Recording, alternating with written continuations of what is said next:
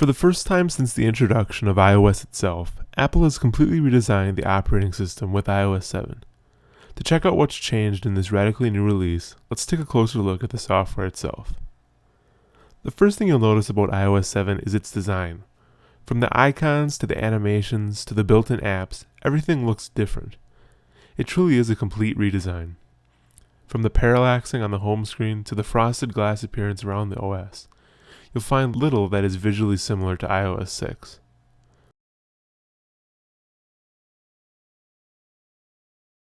One of the best ways to illustrate these changes is by looking at Control Center, all new in iOS 7.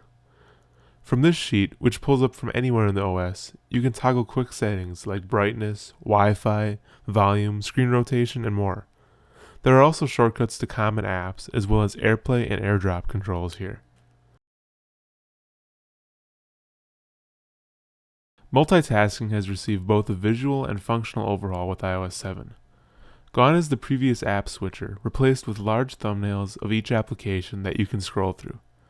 By scrolling across the thumbnails, you move slower, and by scrolling on the icons, you move faster. Swiping up on a card kills the app. Additionally, iOS 7 knows which apps you use most often, and will allow frequently opened apps more opportunity to update in the background.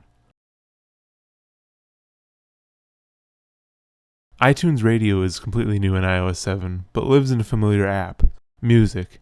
You'll notice a new radio tab at the bottom, where you can create custom stations, pick from curated stations, and more. Each song you listen to in iTunes Radio can be purchased from the store, and by either playing more songs like the current one, or choosing to never play a song again, you can train each individual radio station to your needs. AirDrop first found its home on OS X, and now is making its way to iOS. Don't get confused though, the two can't work together. AirDrop is accessible from Control Center, where you can control who you share with. To share something, simply select the option from a share sheet. Notification Center on iOS 7 has been split up into sections that hold specific information. Today View is a new way to look at what's happening at a glance. Here you'll find useful bits of data being pulled from all over the OS. The date, weather data, stock data, calendars, reminders, even destination information. If you don't find this information useful, however, you can disable it by going into the Notification Center panel in Settings. iCloud photo streams were around in iOS 6, but with iOS 7, Apple has expanded the functionality, allowing multiple contributors to a shared photo stream. Now you can add anyone to a photo stream who you'd like to be able to contribute. It's a pretty simple feature, and it's also very handy. iOS 7 puts quite a bit of focus into the camera, and improvements and additions to it. Gone is the old design, replaced with a slider that allows you to switch through the different modes available. Completely new to the app is the Photo Filters button, accessible in the bottom right corner.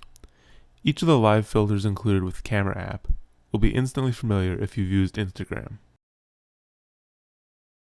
Safari in iOS 7 might seem radically different with its new UI, but underneath it remains mostly the same.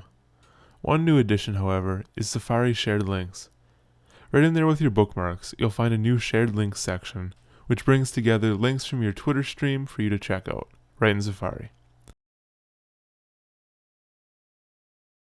Last but not least, Siri has received quite an update, adding new integration across more services. You're now able to ask Siri for specific Wikipedia pages, providing a more detailed look than a basic web search. Speaking of web searches, Bing now powers Siri's search results instead of Google. Last but not least, you can search Twitter right from Siri.